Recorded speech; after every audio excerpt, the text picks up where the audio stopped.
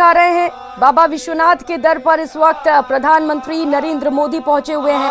काशी विश्वनाथ मंदिर से ये सीधी तस्वीरें आपको दिखा रहे हैं। वाराणसी के काशी विश्वनाथ की ये तस्वीरें हैं जहां पर इस वक्त खुद प्रधानमंत्री नरेंद्र मोदी पहुंचे हुए हैं और वहां पर बाबा के पूजा अर्चना कर रहे हैं।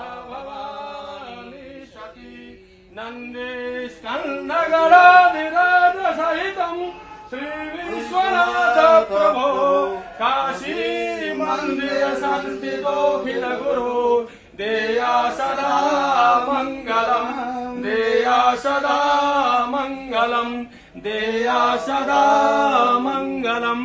मंत्रार्था सबला सन्तो पूर्णा सन्तु मनोरथाः सतरुणां बुद्धिनाशोऽस्तु मित्राणां उदयस्तव।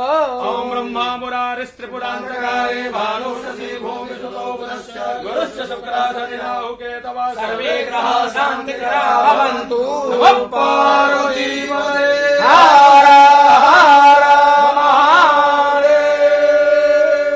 जय हो शिव हर हर हर महादेव। बाबा की जय। अभी साफ सफाई राखजो।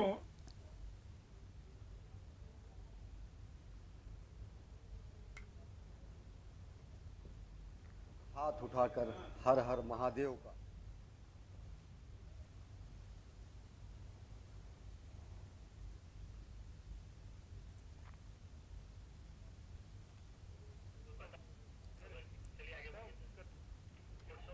और रुक लेते हैं बड़ी खबर का। डीआरआई राजस्थान में बड़ी कार्रवाई हुई है। जयपुर एयरपोर्ट पर विदेशी मुद्रा का जखीरा पकड़ा गया है। एयरपोर्ट से शारजाह यात्री इसको लेकर जा रहा था और यात्री को गिरफ्तार कर लिया गया है। 38 लाख रुपए की विदेशी करेंसी ले जा रहा था ये यात्री। अवैध तरीके से भारत से बाहर विदेशी मुद्रा लेकर जा रहा था। 40,000 यूएस डॉलर 9,800 यूरो यात्री से बरामद किए गए हैं। रैक्टन में यूरो छिपाकर ये यात्री लेकर जा रहा था। बैग में सिलाई कर इसमें यूएस डॉलर छिपाए गए थे। फेमा कानून के तहत डीआरआई ने इस बड़ी कार्रवाई को अंजाम दिया है। यात्री को 14 दिन के लिए कोर्ट ने न्यायिक अभिरक्षा में भेजा है। एक्सक्लूसिव तस्वीरें आपको दिखा रहे हैं। सबसे पहले न्यूज 18 राजस्थान पर डीआरआई राजस्थान ने बड़ी कार्रवाई को अंजाम दिया है। 38 लाख रुपए की विदेशी करेंसी ले जा रहे यात्री को गिरफ्तार कर लिया गया है। अवैध तरीके से भारत से ये करेंसी लेकर ये यात्री विदेश में लेकर जा रहा था, जिसे डीआरआई ने एक्शन करते हुए गिरफ्तार कर लिया है। जयपुर एयरपोर्ट पर इस बड़ी कार्रवाई को अंजाम दिया गया। सहयोगी राकेश शर्मा इस वक्त हमारे साथ जुड़ चुके हैं। राकेश, बड़ी कार्रवाई डीआरआई की ओर से, आखिर इस कार्रवाई को अंजाम कैसे दिया गया और क्या कुछ जानकारी?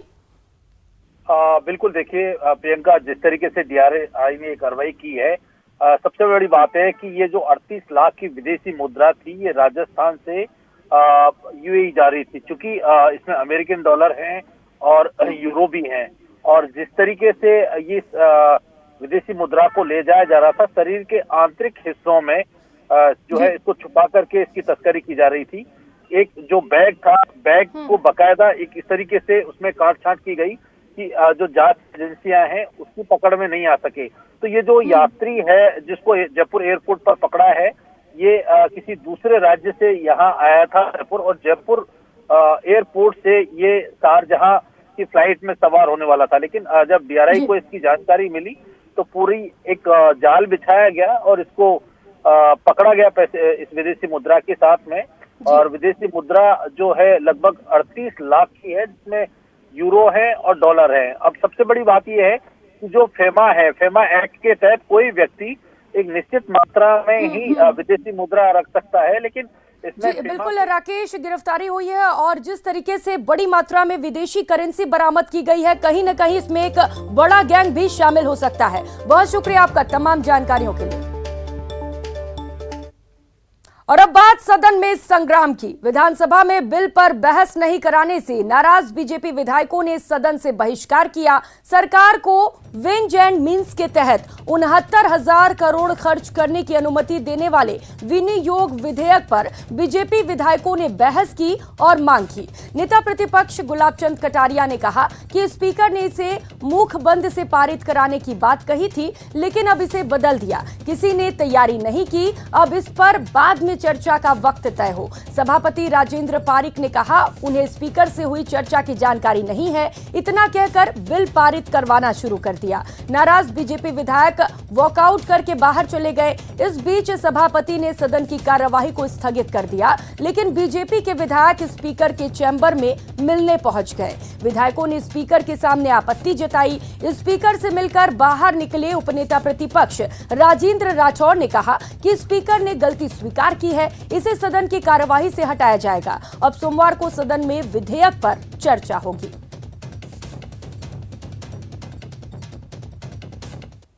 प्रतिपक्ष नेता से भी निवेदन करूंगा, प्रतिपक्ष नेता, ये अधिकार हमारा हो गया कि मंत्री प्रभारी मंत्री महोदय के वक्तव्य आने के पश्चात यह सदन की संपत्ति हो गई। अब हम इस पर डिस्कशन करने का अधिकार हमारा है। इसलिए मेरा हाथ जोड़कर निवेदन है, या तो आप समय तय कर दें, क्योंकि ना तो हम अपने इसके साथ कागज लेकर आए। आपने इस सप्लीमेंट्री इस विनियोग विधेयक के माध्यम से जितनी बड़ी संख्या के अंदर राजस्थान के अंदर पहली बार आप कंसोलिडेटेड फंड से 69,615 करोड़ रुपए ले रहे हैं।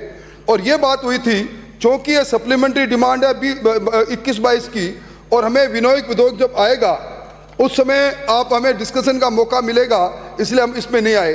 पर अब जब इन्होंने छेड़ दिया इस बात को, अब जब तराना छेड़ ही दिया तो राग तो निकलनी पड़ेगी। सभापति महोदय, प्रारंभ कर दिया, एक तरफा हो गया, तो हमें भी तो आखिर ये कोई हिसाब किताब का आंकड़ा है, कोई ऐसा तो नहीं है कि मौके खड़े होकर ही बोलना शुरू कर देंगे और बात करें। जब तक इसको पढ़ेंगे नहीं तब तक इस पर कैसे चर्चा होगी। तो मैं सोच भी अब तक तो करके इसको पास नहीं कराया।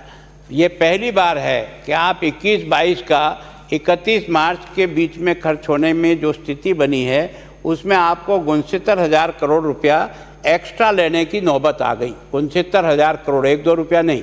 अब इसके लिए भी जब आपने कहा कि ये मुखबंद की जरूरत, तो हमने इसको स्वीकार कर लिया। और अब आपने जब डिस्कशन शुरू किया तो बिना पढ़े तो कम से कम बजट के ऊपर डिस्कशन करना संभव नहीं होता है, ना उसको ठीक प्रकार से समझ पाते। हर एक पैराग्राफ को पढ़ना पड़ेगा। पढ़ने के हिसाब से ही हम कुछ क्या कह सकते हैं कि वास्तव में कौन सा ठीक हो रहा है, कौन सा ठीक नहीं हो रहा। आपने जिस प्रकार से ला के रखा है। उधर विधायक राजेंद्र बिधूड़ी के ऑडियो वायरल मामले में सियासी बयानबाजी तेज हो गई है। एक और बीजेपी ने इस मामले पर खुद मोर्चा संभाला है और कहा कि ऐसी घटनाएं बर्दाश्त करने के लायक नहीं है। तो वहीं धारीवाल ने कहा कि एक ऑडियो के आधार पर इसकी सत्यता नहीं परखी जा सकती। सरकार इस पर ध्यान दे रही है, हम उसकी जांच करवा रहे हैं। अगर एक कर्मचारी को इस प्रकार के वर्डों से शब्द देने के बाद भी सरकार का कोई जिम्मेदार आदमी इसके बारे में एक शब्द कहने को तैयार नहीं कि यह व्यवहार क्या एक विधायक का उचित है।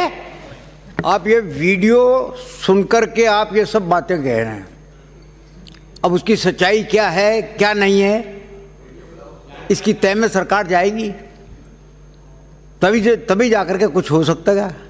वीडियो को कैसे मान लें कि सच? आप क्या मान सकते हैं? आप मान लेंगे? नहीं, वीडियो आपको फेवर कर रहा है। तो प्रदेश में फूटे ऑडियो बम के बाद जहां सदन में बीजेपी ने सरकार और विधायक राजेंद्र सिंह के खिलाफ मोर्चा खोला है, वहीं अब चित्तौड़गढ़ जिले से भी इसको लेकर प्रतिक्रिया आनी शुरू हो गई है। जिले के पूर्व विधायक डॉक्टर सुरेश धाकड़ ने इसे लेकर बयान जारी किया है, जिसमें उन्होंने विधायक राजेंद्र सिंह बिधूड़ी पर जमकर निशाना साधा। साथ ही कहा कि ये ऑडियो संगठन की रीति नीति पर सवाल खड़े करता है। अपने बयान में धाकड़ ने कहा कि इस मामले में वो विधायक राजेंद्र सिंह बिधूड़ी की मानसिकता की निंदा करते हैं। साथ ही उन्होंने मामले में कार्रवाई की मांग की। एक ऑडियो कल सामने आया और उसमें जिस प्रकार की जनप्रतिनिधि हम मर्यादित भाषा का इस्तेमाल कर रहे हैं, वाकई में शर्मनाक है। मैं उसकी निंदा करता हूं और मेरे हिसाब से ये कांग्रेस पार्टी की मर्यादा यही होगी और इनके मुख्यमंत्री जी ने बजट भाषण में कहा कि हमने बहुत सारी घोषणा की, हालांकि मेरे बेगू में तो देवनारायण छात्रावास बालिका वाली झूठी घोषणा की।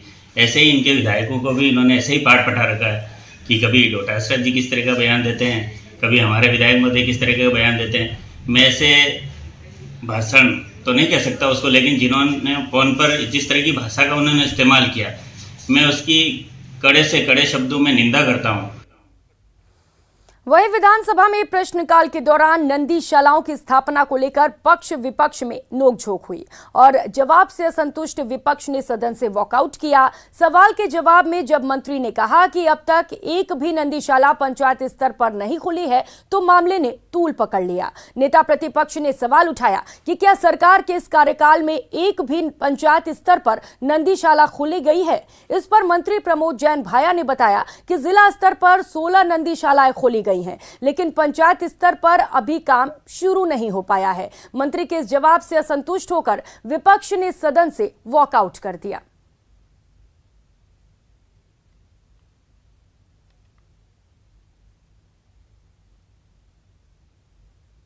एक पंचायत समिति पर इन आवारा पशुओं की समस्या के निदान के लिए हमने जिला केंद्र बना करके प्रयास किया था, नंदीशाला वहाँ तक खोले। आपने बहुत आगे बढ़े, हमने भी मेजे तपतपाई। जिस गति से आप चल रहे हो और जिस तरह से परिवर्तन करते जा रहे हो, क्या आपका यह जो विधानसभा का 15वीं विधानसभा कार्यकाल है, इस कार्यकाल तक सभी पंचायत समितियों पर नंदीशालाएं प्रारंभ हो जाएगी? मैं इसमें माननीय अध्यक्ष महोदय आपके माध्यम से नेता प्रतिपक्ष जी को बताना चाहता हूं कि कांग्रेस की कथनी और करनी में अंतर नहीं है। आपकी जब सरकार थी, आपकी सरकार के समय जब आपका लास्ट बजट भाषण था 2018-19, उसमें जिला स्तरीय नंदी गौशाला की घोषणा की गई और पूरा कार्यकाल होने तक एक भी जिला स्तरीय नंदी गौशाला राजस्थान में आपकी सरकार के समय शुरू नहीं हुई। लेकिन हमारे मुख्यमंत्री जी काम में विश्वास रखते हैं और गौ माता के प्रति, गौवंश के प्रति वो बहुत चिंतित रहते हैं।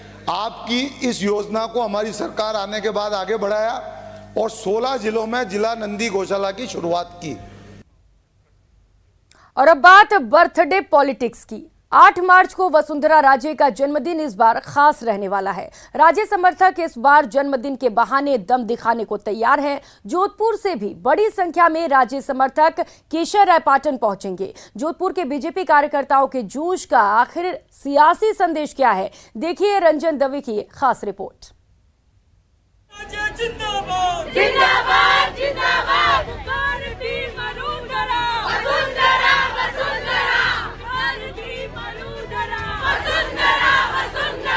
8 मार्च को पूर्व मुख्यमंत्री वसुंधरा राजे के जन्मदिन के मौके पर शक्ति प्रदर्शन का अच्छा बहाना हाथ लगा है वसुंधरा खेमे के समर्थकों का। बहुत अच्छी संख्या में हम जाएंगे। आदरणीय वसुंधरा जी का खुद का करिश्मा है, हर व्यक्ति उनको देखना चाहता है, सुनना चाहता है। राजस्थान में उन्होंने 2 बार राज किया है, कई बार विधायक रहे, सांसद रहे। 8 मार्च बीजेपी की सियासत का बड़ा दिन।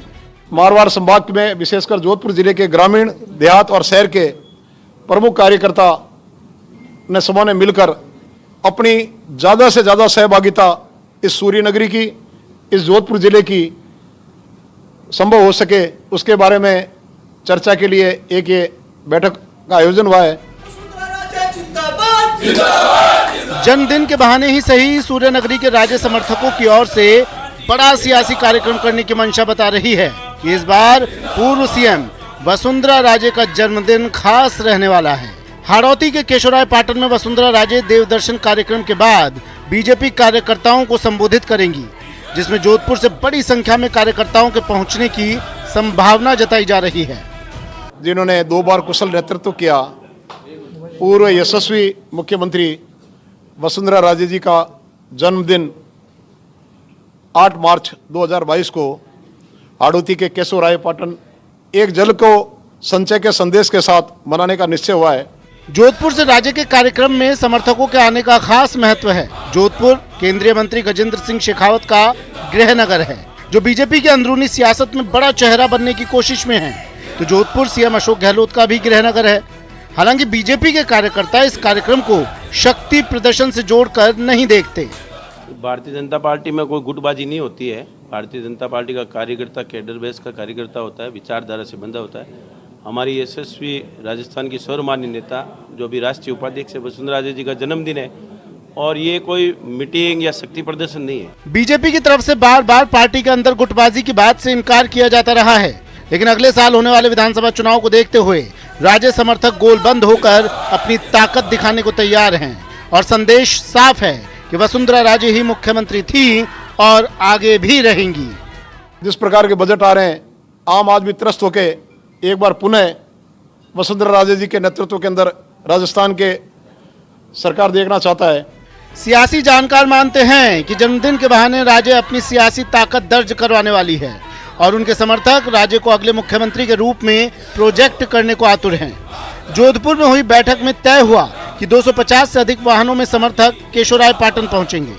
केशोरायपाटन से शक्ति प्रदर्शन के साथ चुनावों का शंखनाद होगा। हालांकि बड़ी संख्या में पार्टी के नेता और कार्यकर्ता अभी चुप हैं और अगले कदम का इंतजार कर रहे हैं। भारतीय जनता पार्टी के दोनों ही खेमों के लोग हालांकि अपनी पार्टी में गुटबाजी को नकार रहे हैं, लेकिन यह बात साफ है कि जन्मदिन के बहाने वसुंधरा राजे को मुख्यमंत्री के तौर पर पुनः स्थापित करने के लिए शक्ति प्रदर्शन का सिलसिला अब आने वाले दिनों में भी देखने को मिलेगा। जोधपुर से कैमरा पर्सन शेर सिंह के साथ रंजन दवे, न्यूज़ 18 राजस्थान। और खबर जयपुर से है। सीएमआर में लोगों का हुजूम उमड़ पड़ा है। बड़ी संख्या में सीएम का आभार जताने लोग मुख्यमंत्री आवास पर पहुंच रहे हैं। बेहतरीन बजट पर आभार जताया जा रहा है। प्रदेश के विभिन्न हिस्सों से तमाम लोग इस वक्त मुख्यमंत्री आवास पर पहुंचे हैं। अलग अलग वर्गों के लोगों ने मुख्यमंत्री से आभार जताया है। तो स्क्रीन पर आप 3 तस्वीरें देख सकते हैं। 3 तस्वीरें आपके सामने हैं। बेहतरीन बजट पर बधाइयां देने के लिए लोग मुख्यमंत्री आवास पर पहुंचे हुए हैं। पहली तस्वीर आप देख सकते हैं। वहीं दूसरी तस्वीर आप देख सकते हैं, सीएम के साथ लोग सेल्फी ले रहे हैं। सेल्फी लेने के लिए यहां पर लोगों का हुजूम उमड़ पड़ा है। बड़ी संख्या में लोग मुख्यमंत्री अशोक गहलोत के साथ सेल्फी ले रहे हैं। जबकि तीसरी तस्वीर आप देख सकते हैं, सीएम गहलोत का सम्मान किया जा रहा है। तो 3 अलग अलग तस्वीरों के माध्यम से आपको दिखा रहे हैं कि किस तरीके से बजट आने के बाद पूरे प्रदेश में लोग खुश हैं। हर क्षेत्र के हर वर्ग के लोग खुशहाली मना रहे हैं।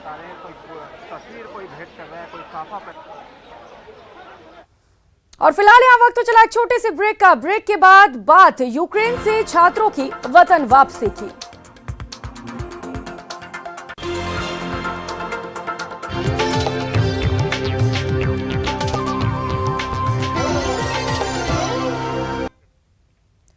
ब्रेक के बाद आप सभी का स्वागत है। भारत के मिशन वतन वापसी को लेकर बड़ा अपडेट आपको बता दें। 20,000 से ज्यादा भारतीय यूक्रेन से भारत लौट चुके हैं। ऑपरेशन गंगा के तहत 48 फ्लाइट्स यूक्रेन गई थी। 48 फ्लाइट से करीब 10,348 भारतीय स्वदेश वापस लौट चुके हैं। अगले 24 घंटे में 16 और फ्लाइट्स शेड्यूल की गई हैं। विदेश मंत्रालय की ओर से ये सूचना सामने आई है। विदेश मंत्रालय के प्रवक्ता अरिंदम बागची ने प्रेस कॉन्फ्रेंस की, जिसके बाद उन्होंने ये जानकारी दी कि पहली एडवाइजरी जारी होने के बाद 20,000 से अधिक भारतीय नागरिक यूक्रेन से भारत लौटे हैं। वहीं ऑपरेशन गंगा के तहत 48 उड़ानें अब तक यूक्रेन से लगभग 10,348 भारतीयों को लेकर भारत पहुंची है। इसके साथ ही अगले 24 घंटे में 16 और फ्लाइट शेड्यूल की गई है।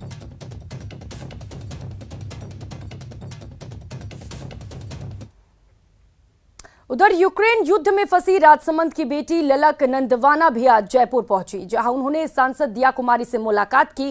साथ ही सांसद दिया कुमारी को अपने साथ घटित घटनाक्रम बताया। इस दौरान ललक भावुक हो गई, जिसके बाद दिया कुमारी ने ललक को गले लगाकर ढांढस बंधाया। बता दें कि यूक्रेन से निकलकर ललक 6 दिन रोमानिया में ही फंसी रही, जिसके बाद आज इंडियन एयरफोर्स की फ्लाइट से दिल्ली पहुंची, फिर वहां से जयपुर के लिए रवाना की गई। देर रात ललक अपने घर राजसमंद पहुंच जाएंगी।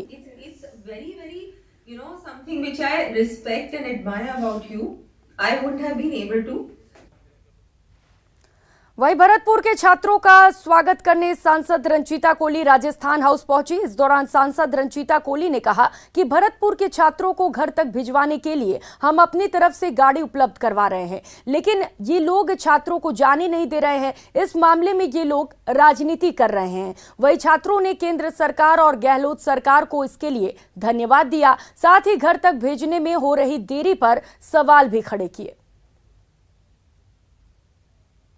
इसे हम कह सकते हैं कि इन बच्चों ने खुद देखा है इस तरीके का मंजरा। आज ये खुद बताएंगे कि वहां से निकलना कितना डिफिकल्ट था, लेकिन आज ये अपने घर से कुशल पहुंचे हैं। इसका इनके परिवार वालों को भी खुशी है और इनको भी खुशी है और मुझे भी खुशी है। जो एक मेरा फर्ज था मैं उसको पूरा कर रही हूँ, इन बच्चों को इनके घर तक पहुंचाने था। यूक्रेन से आया हूं। यूक्रेन में हालात काफ़ी गंभीर हैं और इस टाइम और भी गंभीर हो चुके हैं। लगभग 4-5 दिन से हम बंकर में रह रहे थे, बमबारी हो रही थी और एम्बेसी ने भी हमें जारी कर दिया था कि आप अब जल्द से जल्द निकल जाएं, क्योंकि अब खार्किव में था तो खार्किव में अब सिचुएशन ज़्यादा ख़राब हो चुकी है। अभी हम हंगरी बॉर्डर से आए हैं तो हमें खार्किव से हंगरी बॉर्डर आने में भी लगभग 2500 किलोमीटर का दायरा था, वो हमें तैयार करना पड़ा और उसमें भी हमें काफ़ी परेशानी आई। बट मैं गवर्नमेंट का, सेंट्रल गवर्नमेंट का धन्यवाद करना चाहता हूं, मोदी जी का धन्यवाद करना चाहता हूं कि उन्होंने हमें सहकसूल ऐसी हमें व्यवस्था दी। तो यूक्रेन से मरुधरा के स्टूडेंट्स अपने साथ वहां की खौफनाक कहानी लेकर लौटे हैं। कैसे उन्हें गोलीबारी के बीच से कई किलोमीटर तक पैदल चलना पड़ा और फिर दिखी वापसी की उम्मीद। वही ना चाहते हुए भी वतन वापसी मगर सियासी हावी हो रही है। देखिए दौसा से आई ये रिपोर्ट। वहाँ की परिस्थिति अभी तो बहुत ख़राब थी और जब हम आए थे तो वहाँ से मेन चीज़ था बॉर्डर क्रॉस करना। बॉर्डर के लिए क्योंकि सर वहाँ पे बच्चे ज़्यादा थे और जो यूक्रेनियन बॉर्डर क्रॉस करने के लिए हमें मतलब काफ़ी मशक्क़त करनी पड़ी वहाँ से निकलने के लिए। 2 दिन तक हमें मतलब खड़ा रहना पड़ा लाइनों में और -10 डिग्री लगभग टेम्परेचर था वहाँ पे। खाना पीना कुछ नहीं था वहाँ पे। यूक्रेन से लौटी खौफ वाली कहानी। रूस और यूक्रेन की जंग के बीच वहां फंसे स्टूडेंट्स की वतन वापसी जारी है, लेकिन यूक्रेन से स्टूडेंट्स के साथ ही लौट रही है वहां की खौफनाक कहानियां भी। दौसा लौटे एक स्टूडेंट राजकुमार गुर्जर ने बताया कि भारत वापस लौटने में उसे क्या-क्या मुश्किलें झेलनी पड़ी। हालांकि राजकुमार को इस बात का फक्र है कि वो हिंदुस्तानी है, इसलिए उसे कम मुसीबत झेलनी पड़ी और तिरंगे ने कदम कदम पर उसकी रक्षा की। राजकुमार भारत सरकार के इंतजामों की भी जमकर तारीफ कर रहा है। रोमानिया बॉर्डर मैंने क्रॉस किया था तो वहाँ पे जाने के बाद काफ़ी मतलब इंडियन एम्बेसी का सपोर्ट था और मोदी सरकार का भी काफ़ी सपोर्ट था। लाइक उन्होंने हमें बसें प्रोवाइड करी, शेल्टर में रखा। फिर जैसे फ़्लाइट का अरेंज हुआ तो उन्होंने फ़्लाइट ही कराई और उसके बाद में हम दिल्ली पहुँचे। वहाँ से दिल्ली के बाद में मुझे राजस्थान भवन ले गया और वहाँ उन्होंने मुझे मतलब काफ़ी अच्छी तरह से टेक केयर किया, खाना पीना मतलब, और मेरी ट्रेन भी मतलब दौसा के लिए बुक कराई। तो काफ़ी सपोर्ट था केंद्र सरकार का और राजस्थान सरकार का और इंडियन एम्बेसी का। ये तो हुई यूक्रेन से लौटे स्टूडेंट की आपबीती, लेकिन सियासत ने यहां भी अपना रास्ता ढूंढ लिया है। प्रदेश कांग्रेस के अध्यक्ष गोविंद सिंह डोटासरा मोदी सरकार पर छात्रों की वतन वापसी में देरी का आरोप लगाते हैं तो बीजेपी इसे राजनीति से प्रेरित बताती है। यूक्रेन के अंदर हमारे जो बच्चे हजारों फंसे हुए हैं वो हमारे लिए सबसे बड़ा चिंता का विषय है, लेकिन देश के प्रधानमंत्री उनकी नहीं सोच करके और डूबती नैया को बचाने की कुचेष्टा कर रहे हैं। उत्तर प्रदेश में वो नैया अब डूब चुकी है, अब नहीं बचेगी। यूक्रेन पे ध्यान नहीं दे रही या दे रही है, इसका जो उत्तर है वो तो ये जो यूक्रेन से आने वाले बच्चे हैं इन्होंने भली भांति दिया है। कल भी 2 बच्चों से बात हुई हमारी, आज भी इस बच्चे से बात हुई है। इन्होंने ये कहा कि यदि हिंदुस्तान का तिरंगा झंडा लगाकर हम बाहर निकले थे तो हमको किसी ने रोका टोका नहीं, बल्कि हमारी सारी व्यवस्थाएं की। बहरहाल यूक्रेन में पढ़ने वाले करीब 40% से ज्यादा छात्र सुरक्षित देश लौट चुके हैं, जिनमें से मरुधरा के भी कई स्टूडेंट्स हैं। लगातार कई दिनों से फ्लाइट स्टूडेंट्स को लेकर वापस लौट रही हैं और राजनीति के इतर फिलहाल देश के लिए ये सुकून की बात है। Ashish Sharma, news 18 network, Dausa. और यहाँ वक्त हो चला एक छोटे से ब्रेक का। बुलेटिन में आगे देखिए वायुसेना के सबसे बड़े शक्ति प्रदर्शन की तैयारी।